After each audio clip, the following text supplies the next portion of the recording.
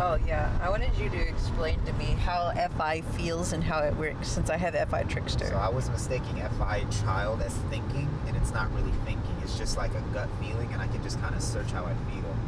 The source of it is just whatever. That's why I think like I'm important. Because the FI child brings that self-importance.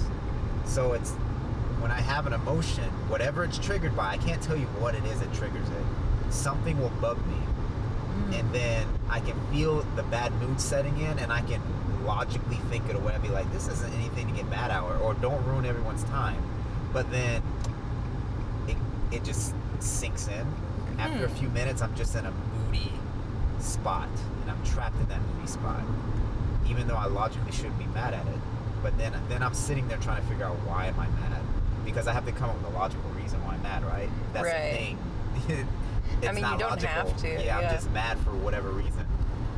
But there's no fighting it. So I thought it was thinking. It's not thinking, it's feeling. Yeah, I don't I don't have that thing where I'm like ruled by my emotions. Like I obviously still have emotions despite having an Fi Trickster. I describe it as like a self-importance. It's like just a gut feeling that you are important in some way, and that what you're feeling is justified because like you're the main character in that aspect. Yeah. So if I feel a certain way, it's justified just because I do. Because FI makes me feel like I'm important.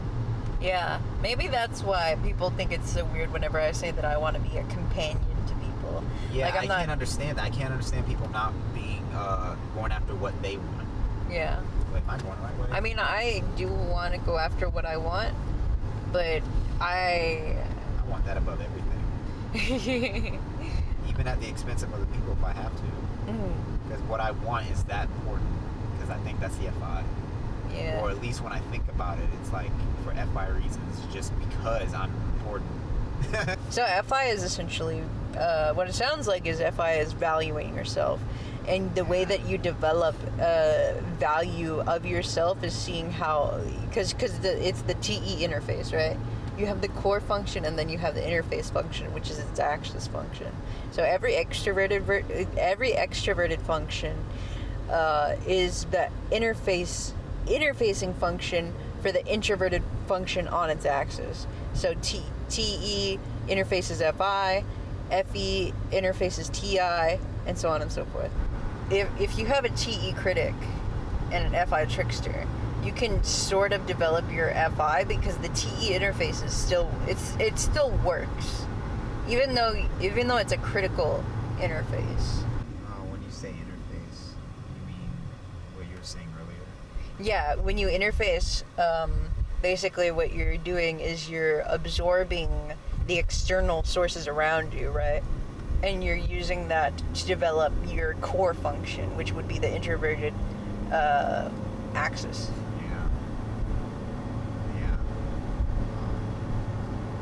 Perceiving and then acting on the world, I guess. You have a perceiving function, which the other half of the perceiving function needs a reaction function. So you have NI perceiving a future, you have SE acting to make the future happen. NE perceiving other people's future, and SI to attach themselves to someone to change their future, because Yeah, but you said it backwards with SE. SE is the interfacing function, so you're looking at the physical realm around you and acting upon it, and seeing what other people are doing, and then you develop your NI. You use the SE to interface, and then you develop NI. Okay. Because it's the extroverted function. In order to develop your internal functions, you have to take from the external world, essentially. Do you? Yeah, it doesn't just come from nowhere. That's what I understood it as. Like if you have FI or TI, that comes from basically nowhere. I mean, it might like it might like. That's basically what I think of as human consciousness. It pulls original things, or basically not original things. It pulls things out of another realm outside of reality, or what we perceive, and then pulls it into this area. That's why you can create value out of nothing. Well, I would think that if you did have a starting value in or rather, beginning frequencies in your core functions, that it would come from your genetic memory. Now we're talking about the fabric of reality. as NTs do. We don't perceive as much of reality as we like to think we do. There's a very large chunk of reality we just ignore. Yeah, I mean, it would be impossible to observe it all. Yeah. Like, we're still connected to it. We're still affected by it. Mm-hmm. But we we're all interface with that unseen part of reality with, I think, those introverted functions. Yeah, that's a good point. They reach into that realm and pull things out of what we can perceive and articulate. That's why FI can articulate things in a way that speaks to everyone, and TI can innovate things and basically make dreams reality. Mm-hmm. Like, you can build a spaceship from the dirt. Yeah. And create value from nothing. Yeah. People that would say that you can't create value from nothing, I would completely disagree. Mm. That's how economics works. That's why wealth can be created with production. Right. And where does that come from? Does it couldn't have been in the external world first. I mean, I guess it is, but the idea to arrange it into a useful way comes from your introverted thinking. It comes from introverted feeling. Yeah, it comes from meaning as well. We put value and meaning into things, but where does the meaning come from? It's exponential. How do you conceptualize it? Yeah. The only thing I can think of is that it reaches into a realm or dimension that we can't perceive and pulls it out of there. Yeah. And pulls it into this realm. Right. So it's a source of wherever. Yeah. Wherever it's pulling from. You know what I was also thinking recently?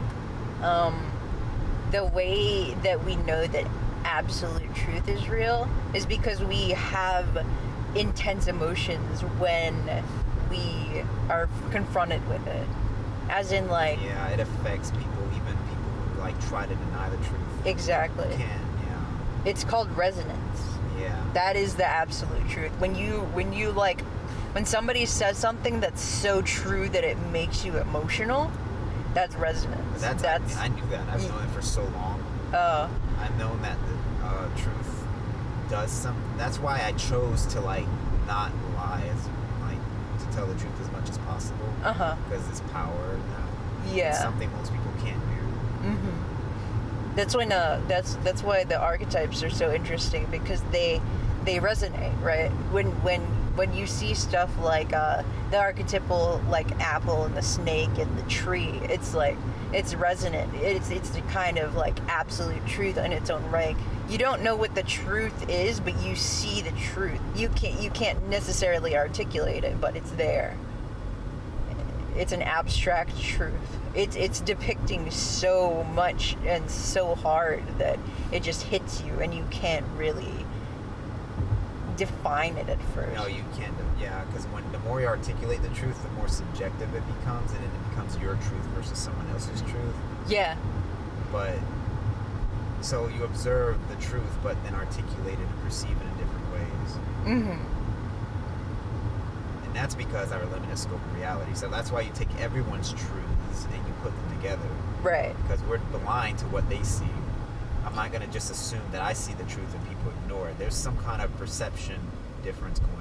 Yeah, because everybody's perception of reality is inevitably tools and obstacles. That's the way that we see things.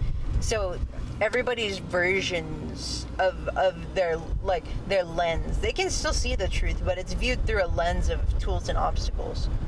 If it's not relevant to them, they might not observe it at all. Yeah, it's kind of like that. Yep. It's relevant to be like, yeah, so everyone comes across, like, a piece of the ultimate truth and takes it out. Yeah. Or they can choose to ignore it and just, like, choose to, like, lie, but then you tend to bend the fabric of reality around you. When you lie and you stack it up, you start living untruthfully, which just isn't possible, because we do things that brings, like, consequences back on you unknowingly, and it just stacks up. You stress. You don't live harmoniously, and you stress. You stress reality out? Yeah, you stress reality, and it bounces back necessarily. Yeah. Yeah. It's like when you do that, when you bend the fabric of reality, and reality doesn't respond, it's just because it's winding up to give you a hard slap. Just build some tension. It's gonna slap back. It'll be unbearable too if it builds up long enough. Yeah, I've had that happen when I was like living dependent on my roommate, and there was a little bit of an unease, and then when it hit, it was like insanity. Like I was suddenly the weakest person I had ever viewed myself as, and that lasted for months. You remember when you told me, when you asked me when I first got here, like how I felt, and you were like, "Are you okay?" and everything like that, and I was like, "What do you mean? I'm fine." I really didn't register how much it affected me at that time. Like I thought I was chill. I thought I was like, yeah, I mean, my life is changing, but it is what it is. But then, like, I started to recognize and realize that, like, I wasn't the same person. Like, I didn't recognize myself as me. I was like a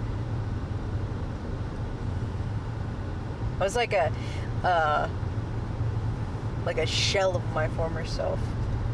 Then I was able to regain it back. But that's how hard it hit. Like, that's how hard it slapped me out of my own being. That's how hard it hit. Like, that shit hits hard. You don't want to lie to yourself. It's so fucking bad.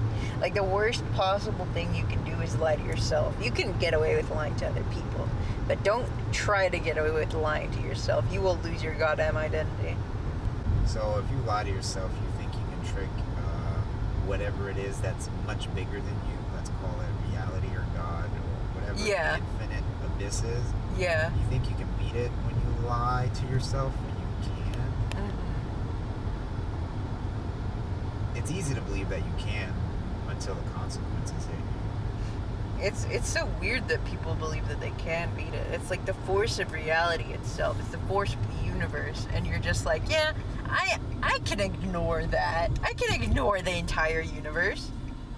But it's like people get this weird idea that they're insignificant to the universe. It's like, no, you're part of the universe.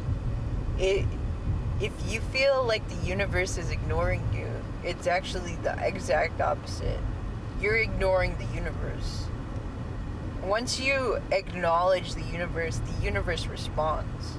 Like, automatically. That's NI to NE. Yeah.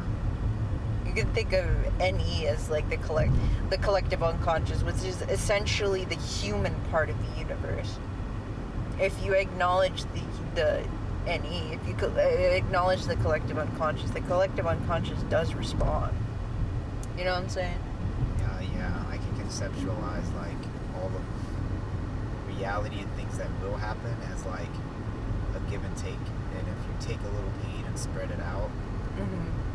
you take your dosage of pain over time. You won't get slapped with it later because life is pain. That's literally what life is, pain. Yeah. Life is like enduring pain and then overcoming that pain to face a greater pain until you're done with your pain. Avoiding pain, basically, that's what cowards do, avoiding pain all the time. And everyone's like this. It's not like I'm an exception. Everyone avoids pain.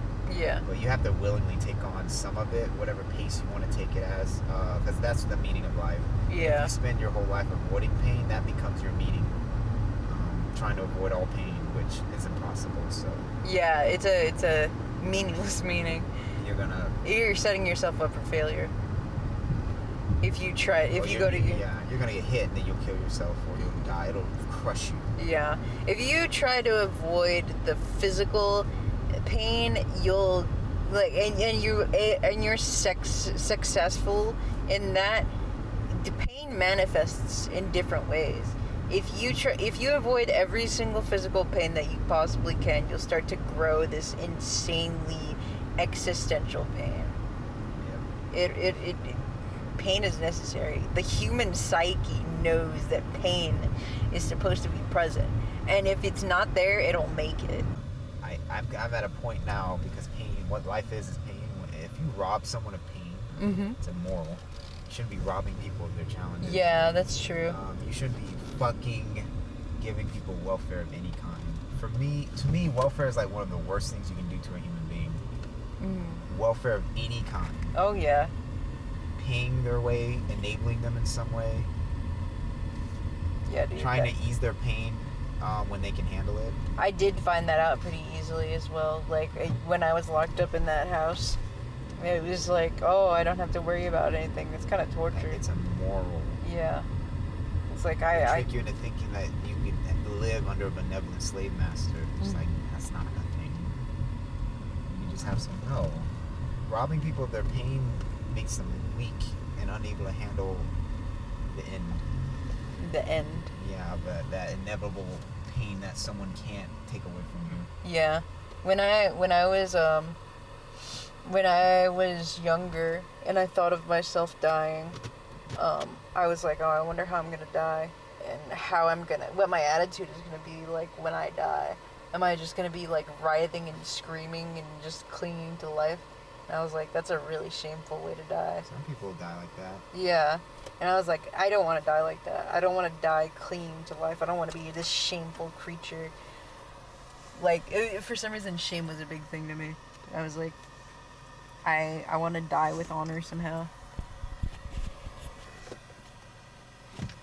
It's really important to me that when I die, I don't feel empty.